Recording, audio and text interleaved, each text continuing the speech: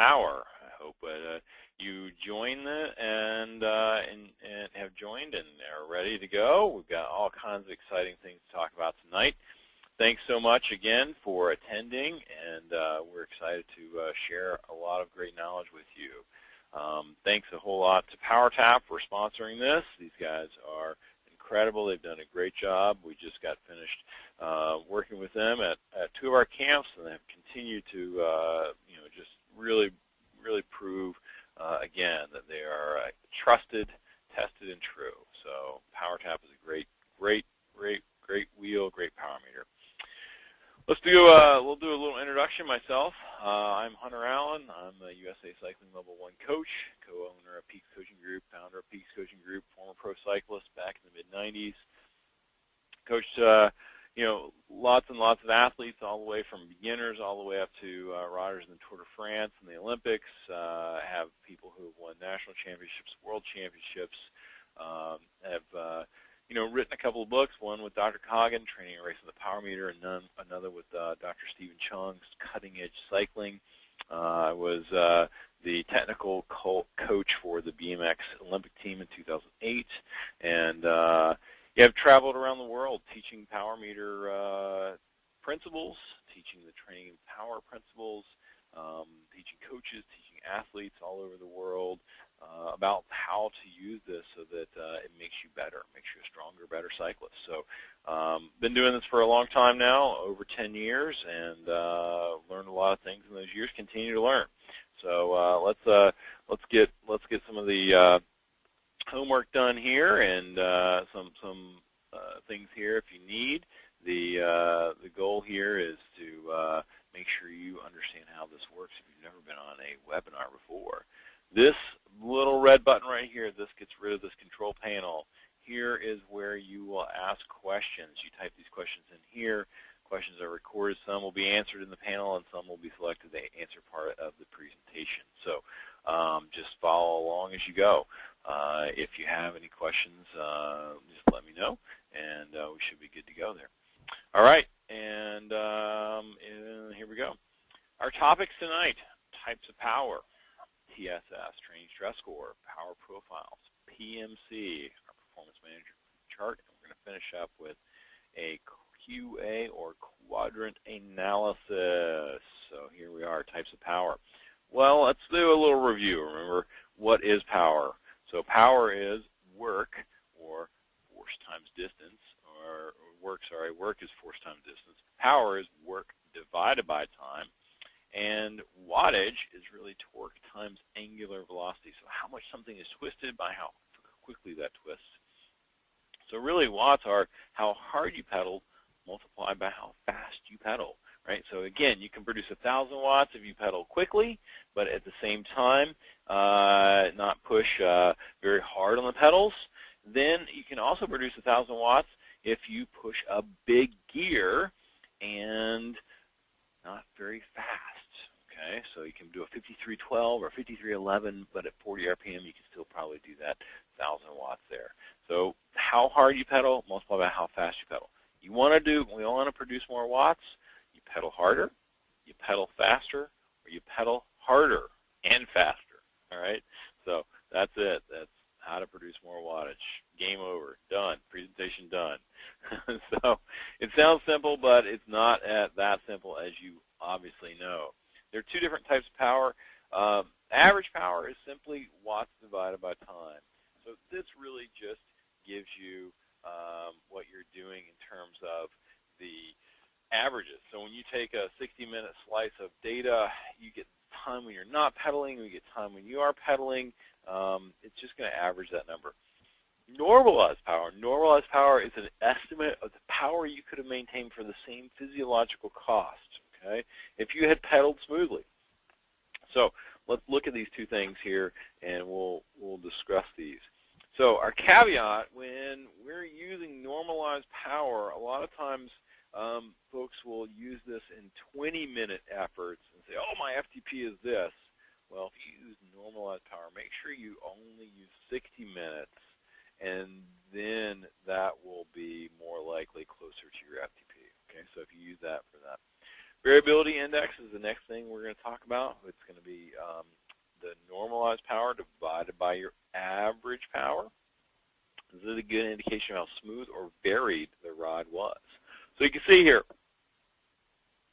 steady workout, a steady output, it's going to be pretty close to 1. Your average and your normalized power are going to be about the same. This is even a goal for triathletes, for any triathletes in the call here. If you get, the closer you can get your rod to a variability index of 1 or 1.02 or less than 1.05 really, the better off you're going to be on the run. So that's actually a goal for a lot of triathletes, especially in the half and iron, full Ironmans. We're going to get up here to, hilly criteriums, hilly road races, mountain bike races, going to be up, almost 1.5, if not even higher. So we'll look at these things. So here we've got two different rods, normalized power versus average power. So in this rod, we've got a normalized power of 265. This is a time trial. And we have an hour at 266 normalized power, and we have an average power of 265. Look at the variability index, almost 1. So what this means is, in the time trial, very steady, power on the whole entire time. There's no time you were off, this person was off the gas. It was a very steady and strong effort. Now, it doesn't mean, that your power is not fluctuating. It means that you were just producing a steady effort the entire time. All right, so that's what that means. Now, let's look at a criterion. Here's something that's highly variable. You can see in the graph here are yellow, highly variable, up and down, up and down. You can see these different laps here. Here now we have a normalized power, the same one, 265 for nearly an hour, and now you have an average power of 201. So now our variability index is 1.32. Okay, so highly variable, on, off the gas, on, off the gas, on, off the gas. That's going to play into what we look at here towards the end of our presentation when we start to go into quadrant analysis and how you create wattage. So it's important to kind of keep these things in mind. We're building on a lot of concepts that a lot of these things are going to come back around when we get closer to the end. So just keep that in mind. All right, here's anaerobic capacity intervals. And you can see these intervals, it's just 1, 2, 3, 4, 5, 6, a bunch of intervals here. And you can see, again, very high variability index, 311 normalized power, average 135. Why is the big difference? Because, well, this person is barely pedaling in between. Look at the VI, 2.3. So incredibly variable, on, off, on, off, on, off, on, off. All right, so that gives us some examples of how that works. Training stress score. Let's talk about TSS. TSS is a measurement that Dr. Coggin came up with. He and I were looking at trying to figure out how to make a score for each of our rods back in, it was probably around 2001, 2002, and he was able to come up with this understanding, this great equation called training stress score, a measure of the stress that you accumulate in a ride. So it has to do with how hard, how long, how varied, and the physiological cost of that. So that's a big part of this. And the basis of all of our scores is an hour time trial. An hour time trial gives us 100 TSS points. Okay, so that's the best you can do. So Fabian Cancellara, when he does an hour time trial, he scores 100 TSS.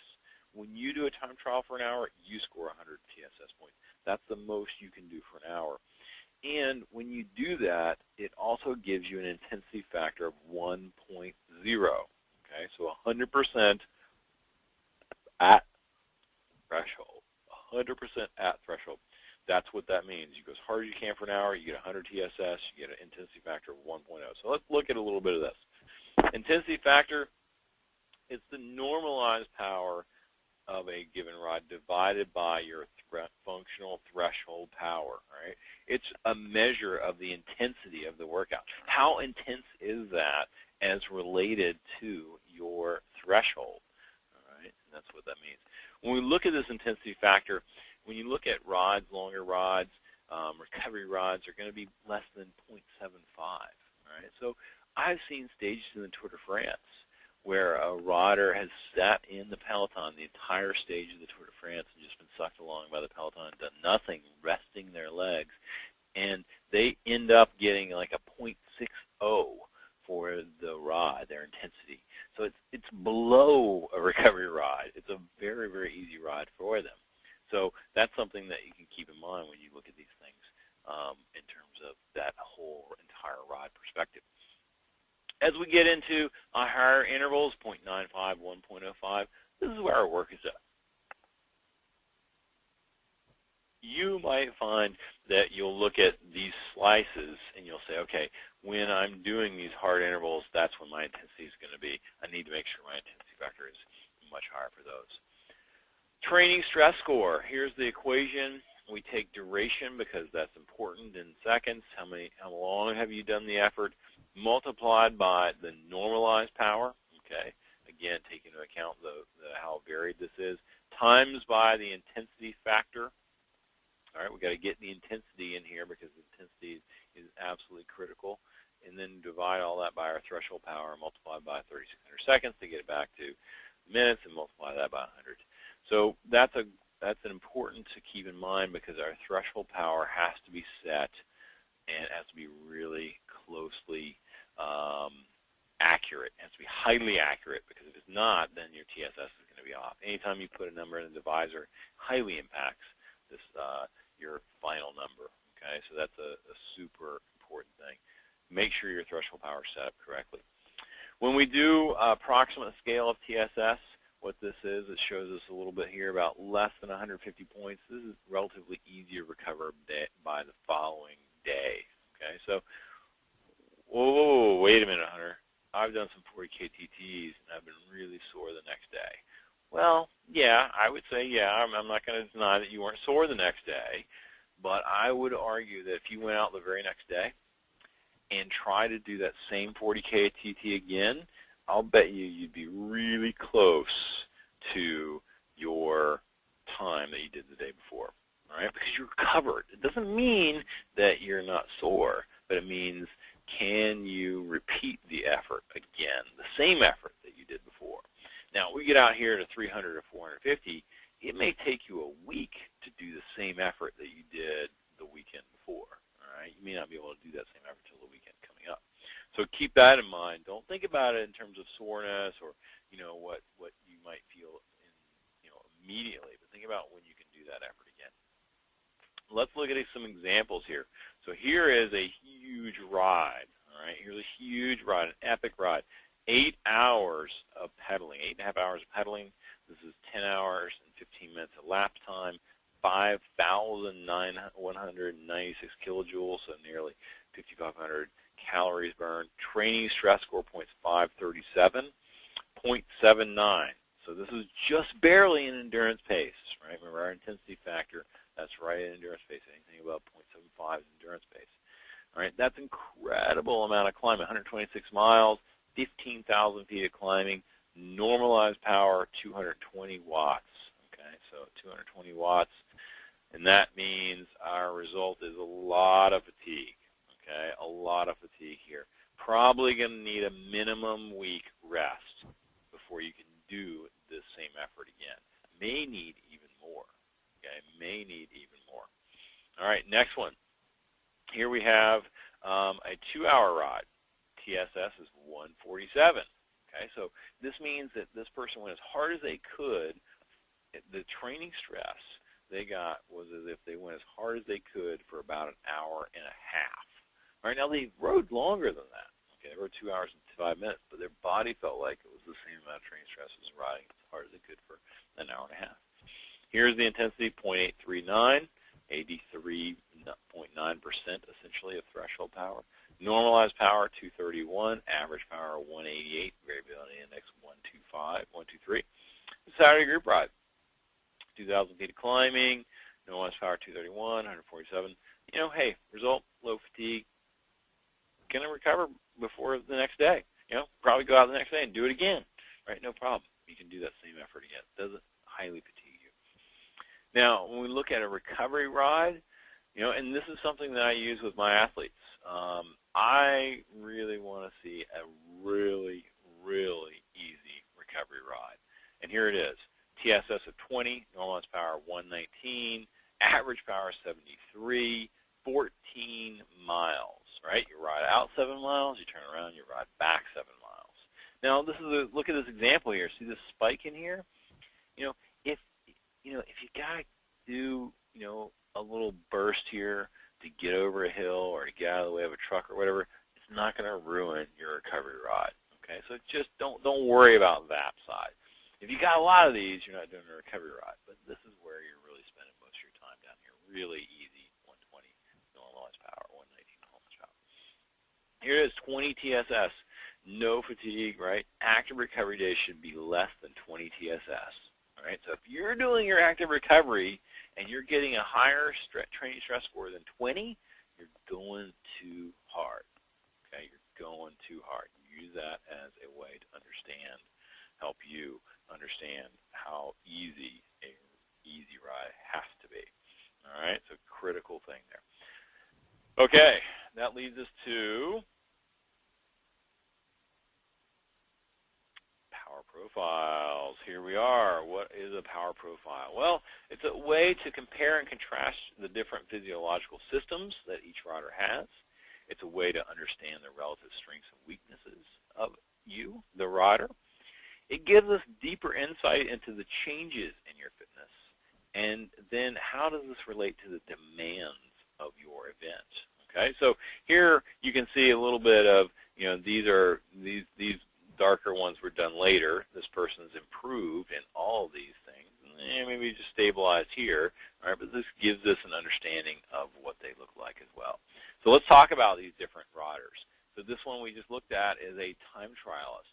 Not great in 5 seconds, not great in 1 minute, but really solid 5 minutes, really solid functional threshold power. We call this upward sloping to the right. Now, not only just time trialists have this, stage racers have this, hill climbs, good hill climbers have this, good steady state riders have this. Okay, so that's a key thing to keep that in mind. It's not just a time trialist, it's a lot of people have that, including really good long course triathletes. Long course triathletes most likely won't even register in the sprint category here, 5 seconds, barely get on the chart for 1 minute, their anaerobic ability, but then have really strong 5 minutes in functional threshold powers. 5 minutes is VO2 max. Functional threshold power, that's training that lactate system. So keep that in mind. That's more of what a long course triathlete would look like. When we take a sprinter, now we go the opposite way. The time trialists look upward sloping to the right. It's downward sloping to the right. They have this incredible sprint. Okay, so an incredible effort here. Makes huge effort. Great sprinter. And then they don't have quite so good 1 minute, and this is where they're really trying to bring these things up. If you've got a sprinter that's hanging on for dear life, they've got to get over the hills. They've got to get over the hills. They've got to finish the rod. You just have to work. They have to work on their threshold, and they just have to do it.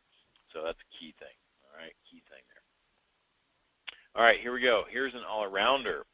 The all-arounder is going to have more of a straight line across. They're pretty good at everything, okay? So very similar here in 5 seconds and 1 minute, 5 minutes. They're not exceptional at any one thing.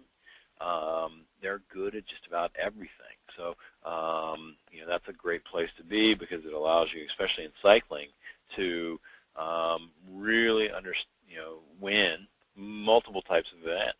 So definitely a great power profile to have would be that one. So that's a great one. All right. That's our power profile a little bit there. Let's look through that and now let's kind of diagnose that, right? Because certainly understanding your strengths and weaknesses, that's a key part of building your training plan because it has to really be congruent, right? So if you have a strength and then you have these weaknesses or limiters, well, how does that relate to your actual effort?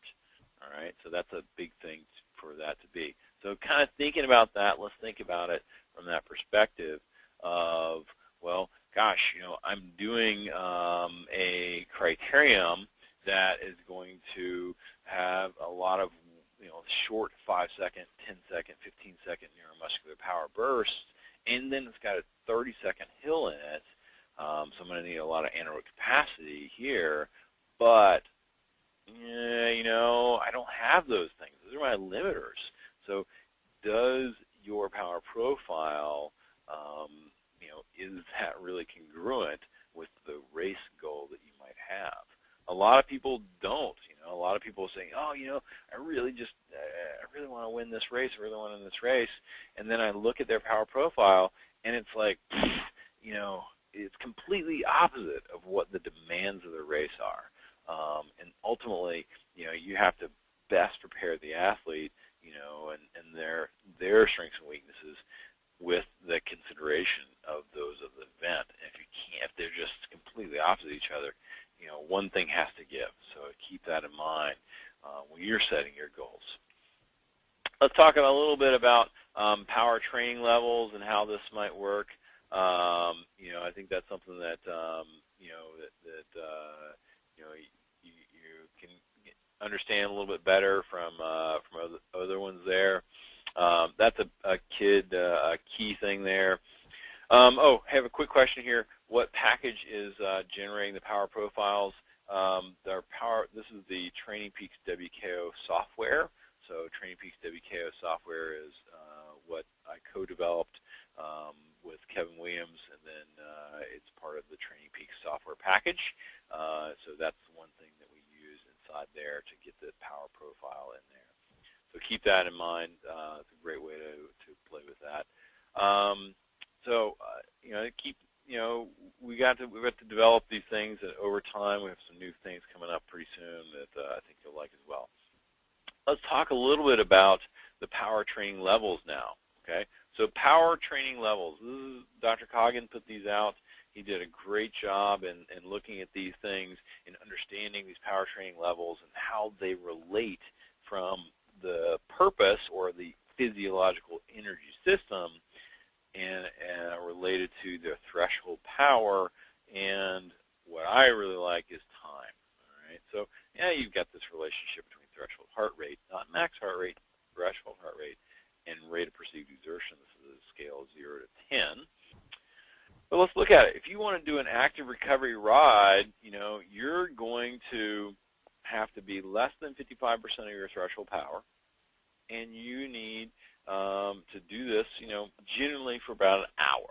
Okay, active recovery is about an hour. Now, most of the time, we spend about 70 to 80 years in our active recovery zone. Okay, so we just kind of recover a lot of the time, sitting on the couch, sitting in our office chair, etc. We're in active recovery. But when you go out and you do it, it's about an hour ride. Okay, so that's key to remember. Endurance now, 56 to 75%. Up the intensity. For a lot of people, not a lot of people, but some people, well, 2.5 hours is going to be an endurance ride for them. That's going to be a challenge. It's going to be, especially if you've only had the chance to ride for about an hour at a time. It's 2.5 hours is going to be tough. So, that's going to build your endurance as long as you're between this intensity. Now, there are some people out there who can ride for 14 days at endurance pace. I wouldn't recommend that, but that's something that you could do. All right, as we go to tempo now we're going to start to break it down in little blocks. 30 minutes to 8 hours. You might do a 30-minute tempo effort, take a break for 10 minutes, do a 30-minute tempo effort, take a break for 10 minutes, do another 30-minute tempo effort, building up to maybe a total of, let's say, 2.5 hours solidly at tempo. So that's a key thing that you're trying to go for, you're trying to build to. I've seen elite mountain bikers, ultra-endurance mountain bikers do up to 8 hours at tempo pace. The key thing is that you just got to work towards it. Tempo is hard. Tempo is very hard. It is not easy. When you get done with a 2.5 hour tempo ride, once you've built up to 2.5 hours, your back is tired, you're hunched over, you're like, oh man, that was hard, your muscles are sore, you want to get a recovery shake, all right? So a lot of people don't, recognize when they're really at tempo and the intensity that it takes, especially up there towards the upper ranges. Lactate threshold, this is what we're all based around. 100% of threshold power. All these numbers are based off 100%. Now, we do these efforts as short as 10 minutes. You've got to do at least 10 minutes to train the lactate threshold system. Right? You've got to do at least 10 minutes. If you're not doing 10 minutes, then you're not getting enough stress. You're not creating enough stress for the body to adapt and get stronger from. Okay? So that's a key thing there. You've got to think about that. We do them out by definition to 60 minutes. Okay? 100% is 60 minutes. So that's important. Again, this relationship between time and intensity is big. Now, if you say, hey, I'm going to go and train my threshold power, I'm going to do 4 minutes at 100% of threshold, well, you know what? You're not training hard enough to really train your threshold. You're just not. You're not training hard enough. You're training at the intensity, you're not training the intensity high enough. Oh gosh, I'm totally confused here. Stop. All right. If you go out and do 4 minutes, sorry about that, guys. If you go out and do 4 minutes 100%, you're not doing this long enough time. Okay? That's the thing that you have to keep in mind. You have to do at least 10 minutes at 100% to create the right stress. So if I want to do 4 minutes, that's in the VO2 max range, but you need to make sure that your intensity is in the VO2 max range. All right, so it's key that you've got to stay there, right? If I'm at VO2 max, I'm going to probably for 4 minutes, I'm probably going to be about 115% of threshold. It's not going to be 120. That's probably down by the 3-minute area. All right, and the 106 is probably going to be out towards 8 minutes. So keep that in mind as you're doing those things. You're training that VO2 max at that area. You have to keep that and keep focused on these things. When and they're simple rules. They're really, really simple rules. How do I improve my VO2 max, Hunter? Well, it's simple.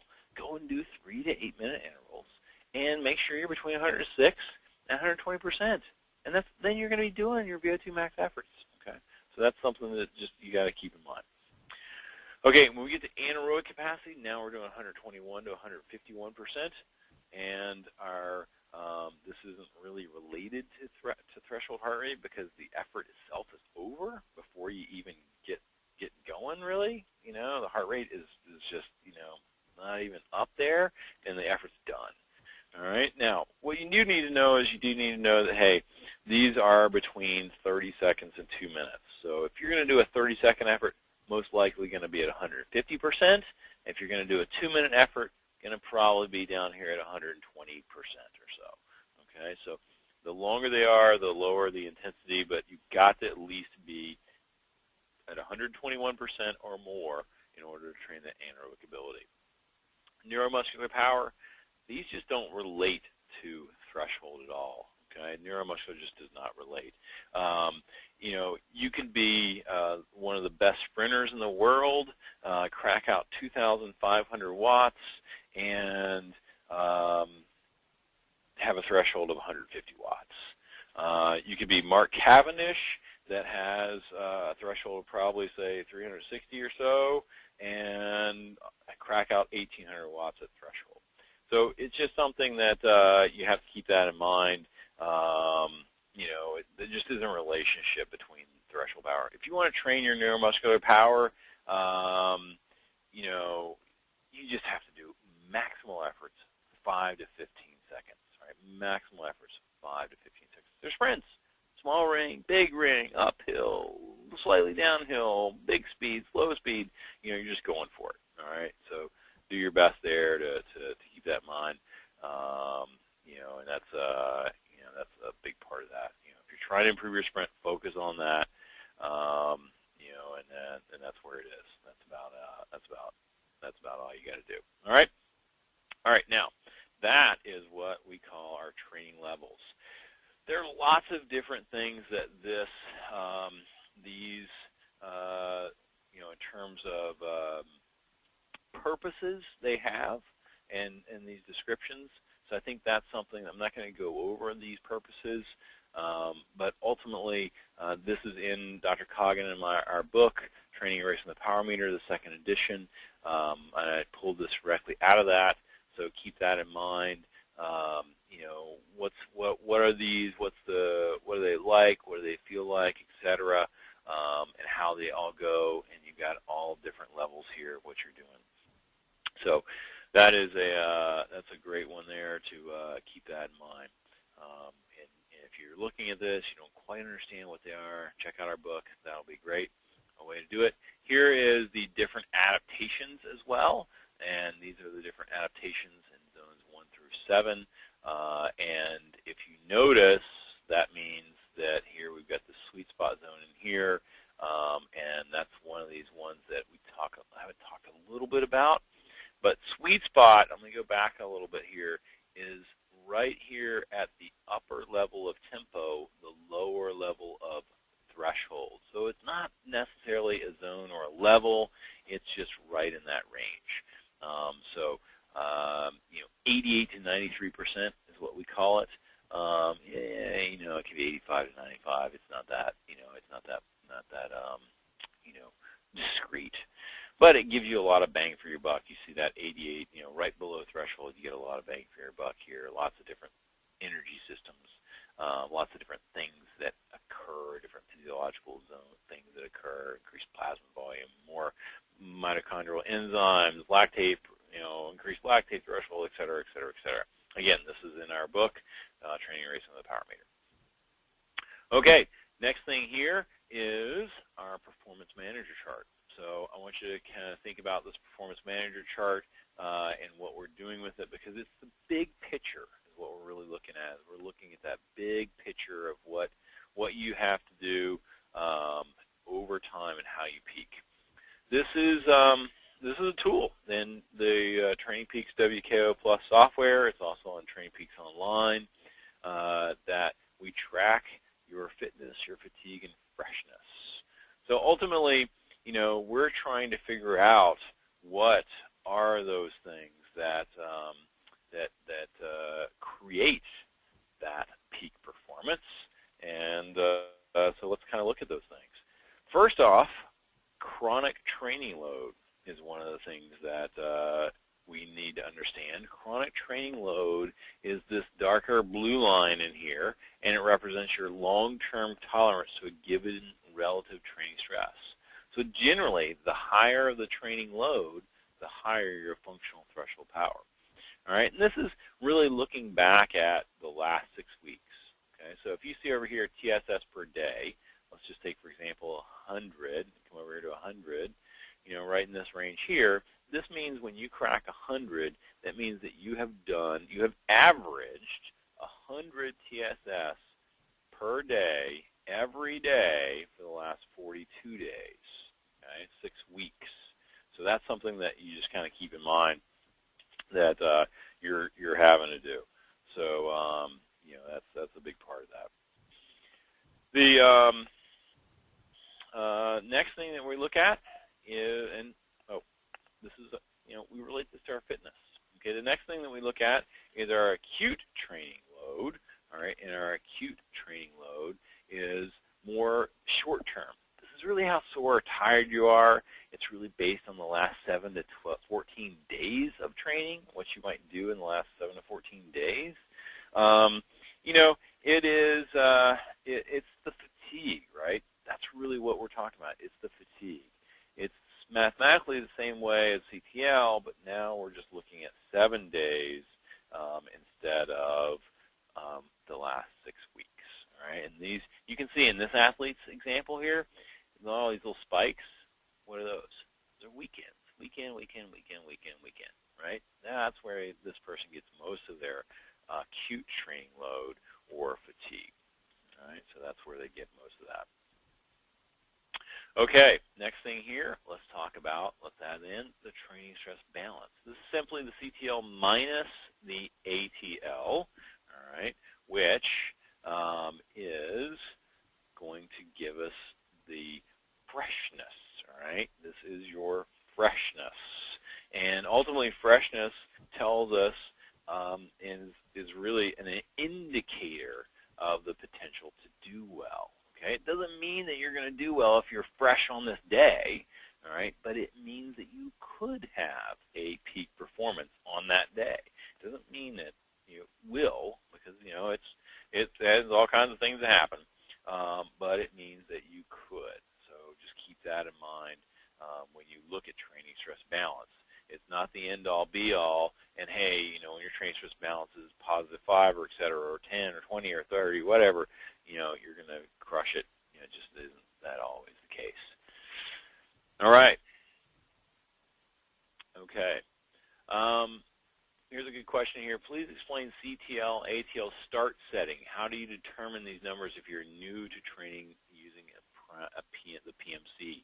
So what he's asking here is that when we look at acute training, chronic training load, you can change some of these values, the constant in here.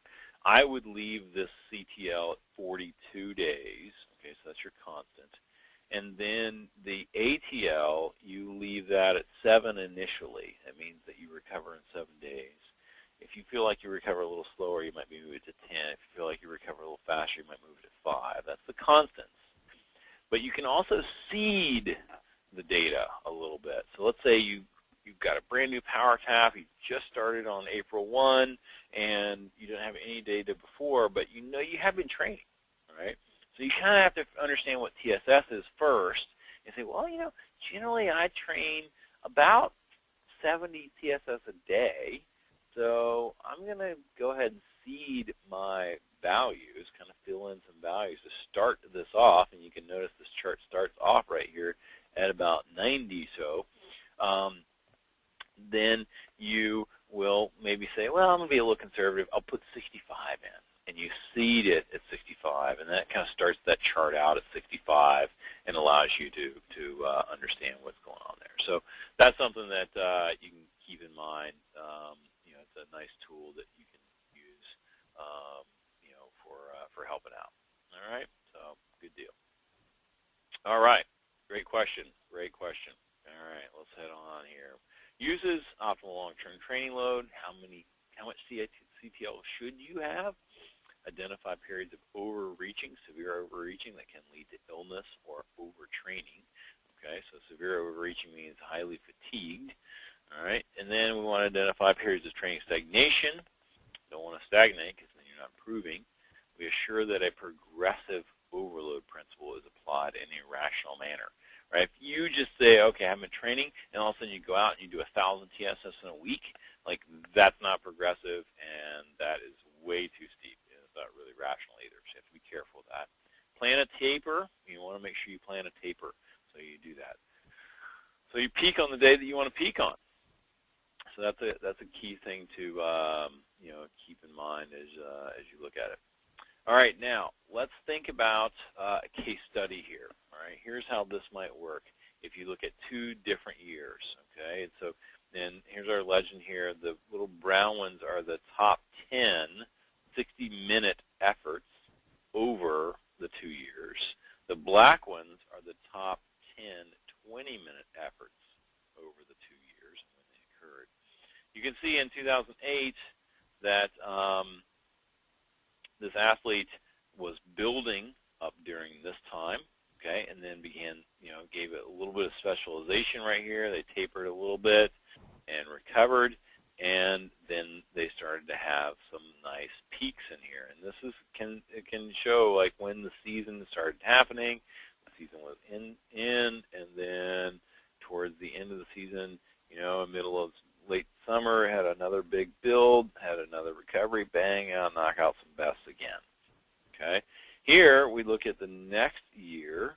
Okay, and before we even look at the next year, look how much fitness they lost in the winter. All right, so here once the season's over, now it's like time to rest, recover, losing fitness, gaining freshness, getting fresh, recharging the battery. You got to recharge your battery, right? Some freshness is important. So you got to recharge the battery. Comes into this season. Now look, check this out. They're already higher than they were coming into the previous season. So that's great. They've moved up a level. Now they're building in this period, and then start to specialize and get focused, plateauing their chronic training load, but really focus on their efforts, and then knocking out those peaks again. I mean, there they are, bang, bang, bang, bang, bang, right there, right when the athlete wants them. You can even see a little bit of freshness in here in June, where the athlete, lost a little bit of fitness, but maybe not. Maybe they just gained freshness there. That might be the thing that they really needed, was to do that in order to create these peaks or these bests. So that's a definite thing that you have to keep in mind in the middle of the season is, should you take a mid-season break? But that's for another day. Okay, so we got those peaks. Let's look at another one. Here's an athlete that I coached at Masters Nationals. You can see here, this area, I know this is hard to see on your screen, but this little spot here, this is when their power meter died. They had to go back to repair, no data here. So they probably started a little higher in here. You can see here where the stair step of chronic training load is. You can see every weekend, boom, boom, boom, boom. This area right here, here's the 0 line. You can see right here he was positive TSB just on these 4 weekends alone. He wanted to win those races in that weekend, in those weekends. And so I gave him just enough freshness to be fresh on the weekends there. He won all 4 of those weekends. It was a great confirmation that he was strong and ready to go for Masters Nationals. Build, goes to Masters Nationals, cracks out the very best that he's ever had on the day that he wanted to. Did his best 20 minutes ever, did his best 60 minutes ever. So makes a huge deal, huge deal. Peaking when you want to peak, right? That's the holy grail of coaching. That's the holy grail of what I do for a living. It's like, well, gosh, I can make anybody fit. That's easy. Here, go do a training plan. You're going to get better, more structure, more training, more focus, more understanding strengths and limiters. Well, that's easy. Get fit. But when you come and say, hey, I want to peak at this event or in this time period, this 6 weeks, that's key. That's absolutely key. Something that you have to keep in mind. Absolutely. All right. You can see here after his peak at Masters Nationals, he starts to lose fitness, right? Losing fitness, gaining freshness. Calls me up on this day and says, oh, Hunter, hey, man, I want to go to Masters Worlds. Oh, face palm. Oh, we lost so much fitness right here. But there's not much I can do. I thrash him for a couple of weeks, rest him for a week, thrash him for another week, rest him for a week, and then he goes to Worlds. Now here, I gave him a lot of freshness here, so that he got a lot of freshness because I was concerned about this acute training load here. He was even fresher here than when he was at Masters Nationals. So that's something to keep in mind, is that if you've got a big acute training load, you have to be real careful with freshness. So yeah, he did okay, but still very, not great, but still decent. Some caveats here, limitations. The accuracy of these predictions depend on accuracy of the data. You got bad data, it's not going to help. You got to use your time constraints. We talked about that a little bit earlier, especially for ATL. That helps us understand how fast we recover. The composition of the training load still matters, right? If you go out and you just get TSS, that's not really the purpose, right? It's not going to really help you that much. You still have to do VO2 max intervals. You still have to do threshold intervals. You still have to do all those things that are going to make you strong. That's a big part of it, all right? So you just keep that in mind. This really helps you see the forest, all right? That's really the big thing here, is it helps you see the forest. It is the composition, again, is the trees and the leaves. You got to know what those things are, so keep that in mind. And what is your optimal training stress balance? We looked at this yellow line and that training stress balance. What is that optimal training stress balance? you need to correlate your best training stress balance when you have a peak with, your performance manager chart. So keep that in mind, of how that's going to go. We talk a lot about that again in our Training and Racing with the Power Meter book. We have a whole chapter on performance manager, and part of that is in there. So get a copy of that if you don't have it. All right. The next thing that we're going to talk about is quadrant analysis. So what is quadrant analysis? Well, it's a way to measure the neuromuscular power demands of cycling.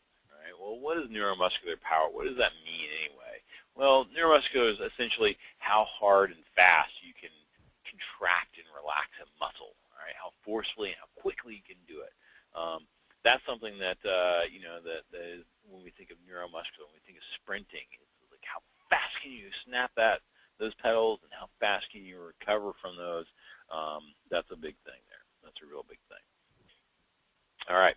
Now, this gets, remember I was talking about earlier, how do you create watts?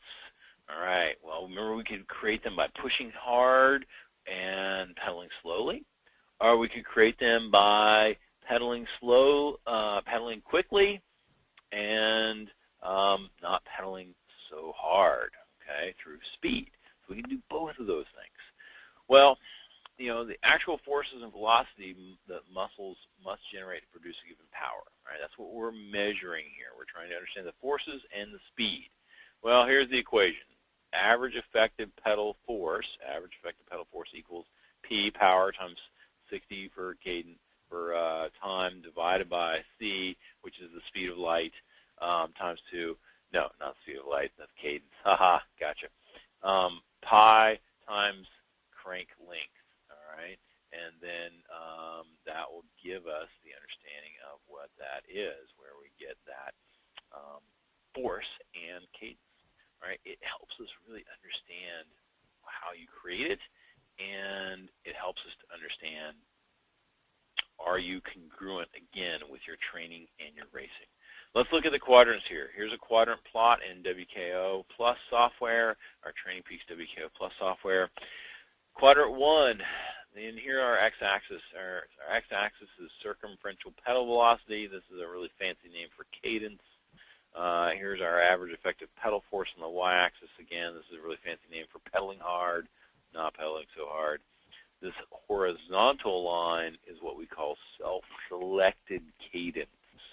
So this is, and for this athlete, set at 90 RPM.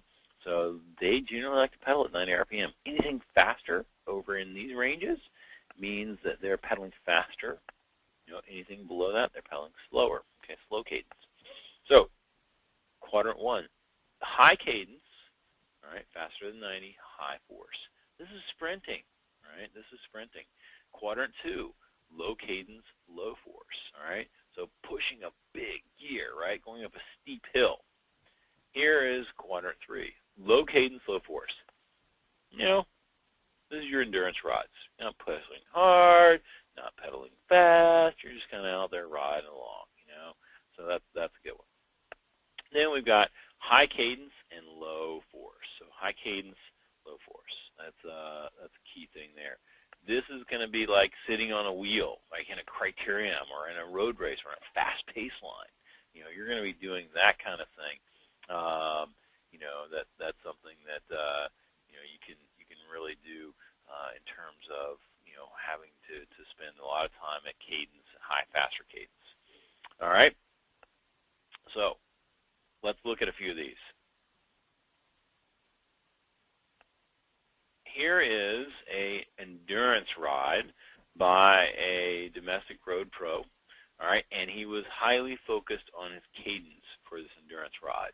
His goal was to stay around 90 RPM. So he pedaled right around 90 RPM, pedaled hard up here at 90, and he pedaled easy at 90. All right, so that's perfect right there. He did exactly what we asked him to do. He was right in that range. Okay, that's a nice endurance range. Now, here's a different endurance ride. This is a ride where this athlete spends a lot of time, kind of all over the place, not necessarily focused on one thing or the other. And this might be something that yours looks like. you got a little bit of time pedaling hard and slow up here in quadrant 2, bunch of time here in quadrant 3, again, kind of pedaling along, and then some time pedaling quickly as well. This is a national champion downhiller, which makes sense because they have to pedal big force, and also pedal quickly. So a lot more spread, all right, a lot more spread there, especially that quadrant 2. Now, here's a comparison of an athlete in a training ride and a race. So the road race is in yellow. So the road race is in yellow, and then the red is the training ride. So what we're looking here is there's a little higher percentage in quadrant 2, 27%, all right, for the race versus 21% for the training ride, as that race had a lot of steep hills in it. Okay, so but what we really want to understand here is that the training rod in red nearly mimicked the race. Okay, so that was great, right? That's what you're trying to do. You're trying to make sure that your training rod is close to your race, because that's going to confirm, hey, you're ready. You're going to be ready for that.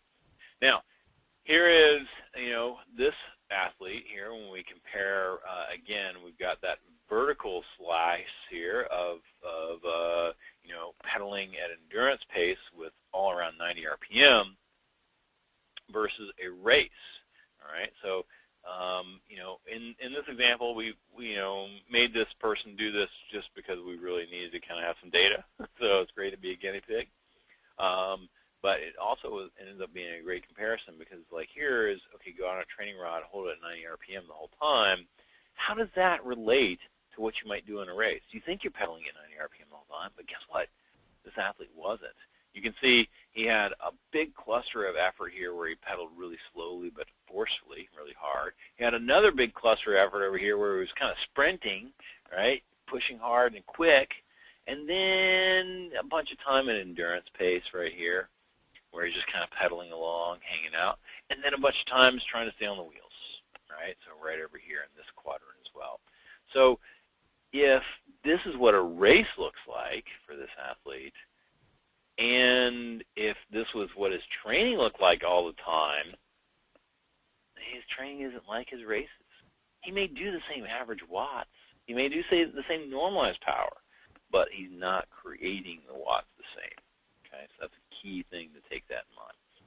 Here's a mountain bike race overlaid, intervals for mountain bike race prep here. You can see that these are colored, and I know this is really small here, 1 through 10 hill intervals here.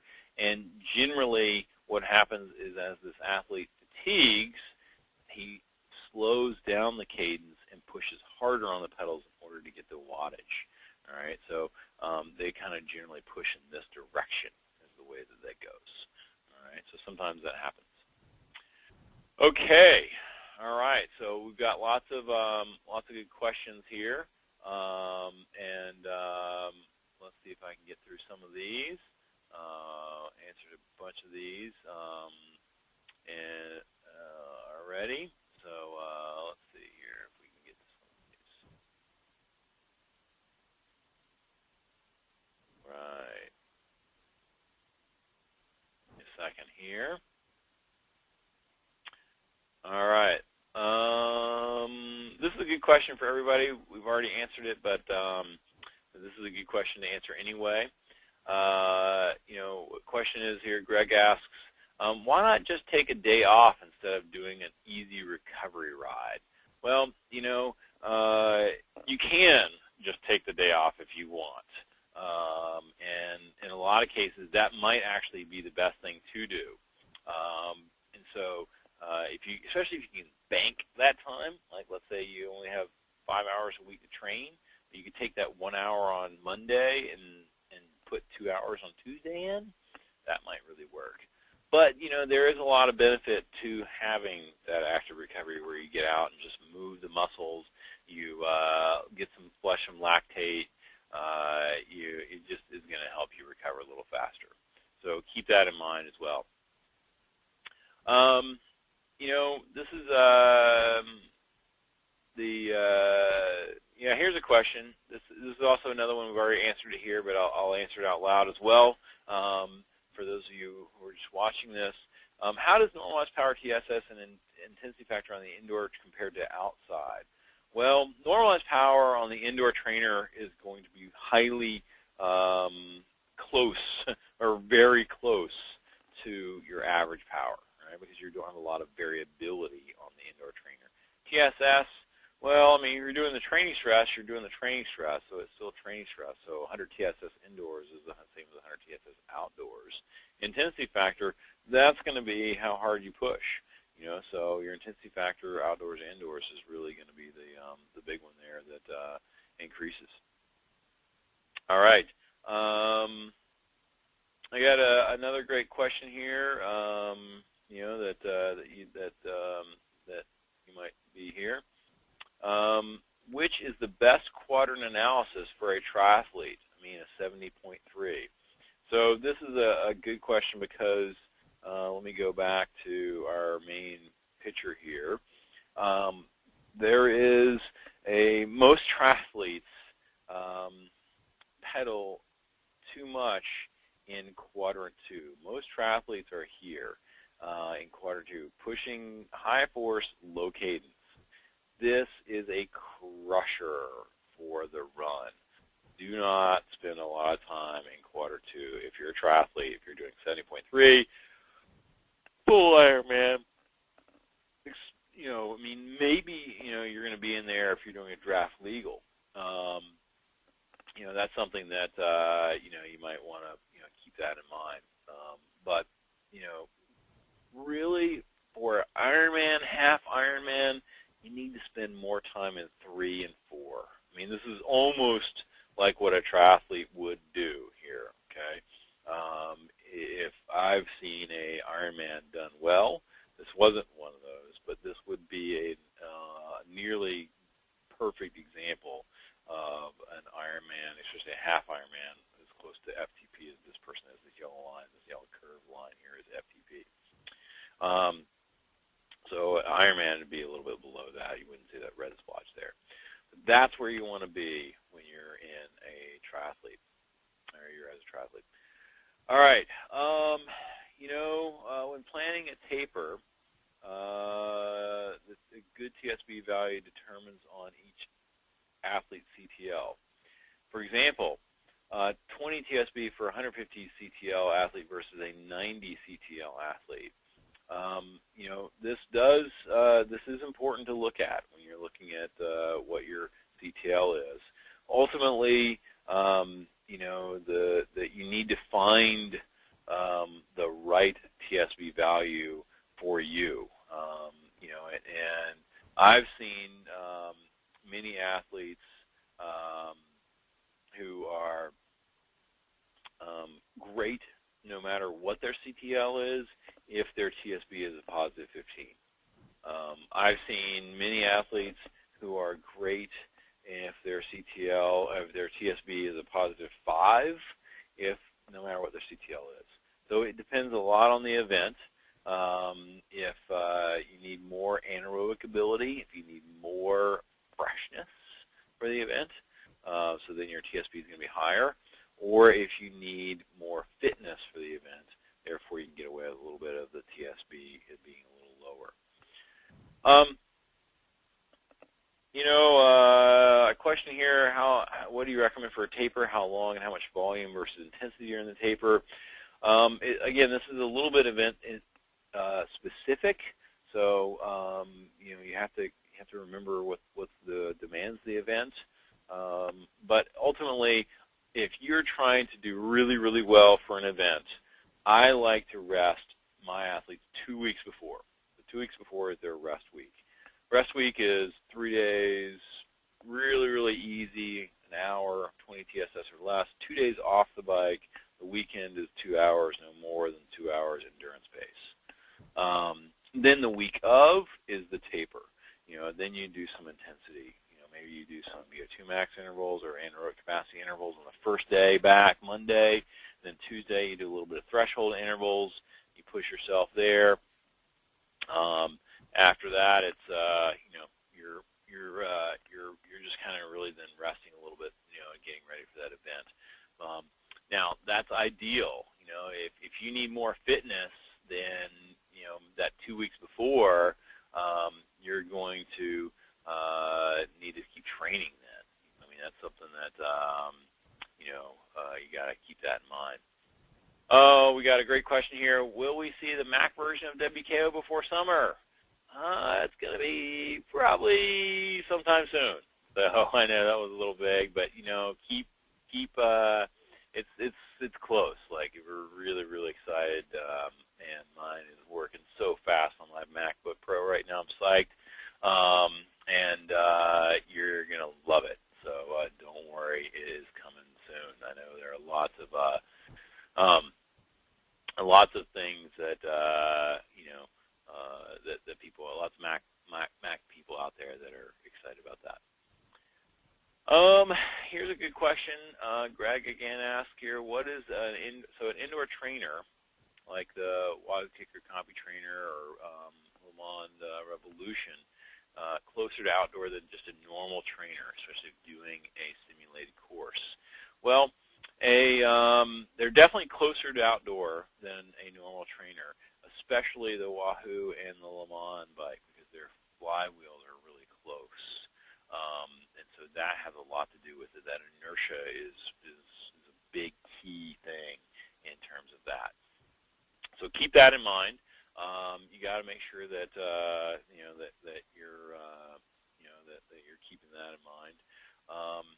The Combi Trainer, if you have a good course, if you have the right course, then it's close, right? So if you have a power file from the course and you can load that in your Combi Trainer and do it, that's sweet, right? Then you're training highly specifically, so keep that in mind. Why do I see it is easier to do watts on the road than on the trainer? Again, we've answered this one already, but it is, and then I'll just repeat this because this is dead on. There's a lot of factors, mainly due to the fact that you have a fixed position. You're not able to engage all the muscles. It's going to be warmer inside. You're probably in your basement beside the cat litter box, so it's not that great in terms mentally. But the other thing is too, a lot of these trainers aren't mimicking the outdoor road field really, really well. When you go outdoors, we don't have a lot of power across. If you look at a clock, we don't have a lot of power across the bottom of the clock, let's say from 4 to 7, and then you don't have a lot of power, a lot of resistance across the top either from, say, 11 to 1. The rest of that is but on a trainer, you have the same resistance all the way around, and so that just feels very, very different. So that's something to keep that in mind. Okay. If a rider has a grade 5 second power, weightlifter type, and only an FTP of 200, what would be the best workout routine or effort for him or her? Well, great question. So that means you got to focus on your FTP. You got to focus on threshold. You need to do 10-minute, 15-minute, 20-minute threshold intervals, 30-minute threshold intervals, 45-minute, 60-minute threshold intervals. Focus on your threshold. Also focus on the sweet spot.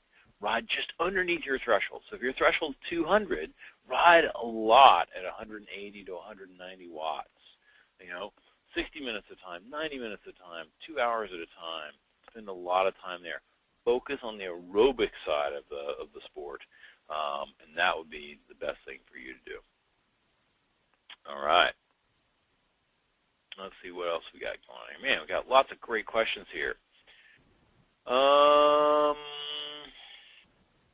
Yeah, here's a good question that everybody should know about. Again, answer this one. In a 45-minute crit, can you look at 95% of 20-minute normalized power to confirm FTP? No. You have to look. If you've got a 45-minute crit, you really need 60 minutes. You need 60 minutes normalized power to equate that to your FTP. All right, so be real careful with that. Don't do any of that stuff. All right. Let's see here. WKO3, will there be a discount when you buy WKO for WKO4 if you already have 3? Yes. So if you already have WKO3, you'll get a discount on WKO4. Okay, let's see. If you don't have any A races but want a full cyclocross season of Bs, do you never taper or periodize? Well, if your whole cyclocross season is really your priority, then you should periodize for that. And the rest of the season, just kind of, you need to make sure you're resting, recharging your battery, all those things, but reverse your periodization. From that perspective, that's always a challenging thing to do, but at the same time, you can do it. When comparing power files, what's more important, course or time?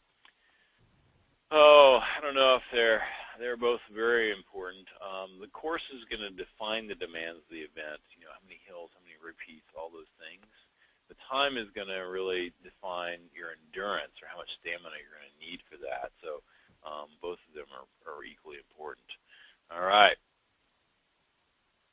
Thank you so much. These are great questions, everybody. And again, I think that I hope this has been very, very useful for you.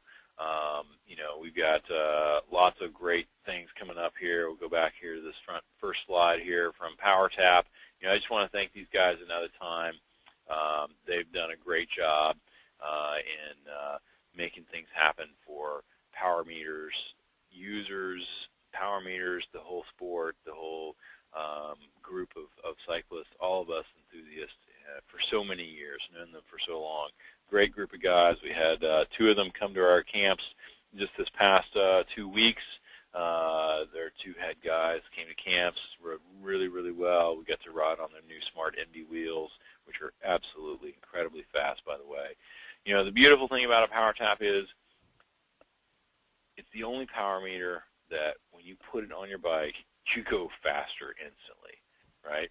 Because they're crazy fast wheels, and so that's the beauty of this. Like, well, gosh, I'm going to buy a $3,000 wheel set anyway because I want the most aerodynamic wheels anyway, and then you can just get a Smart Envy wheel with a power meter in there, and so you get a power meter for free.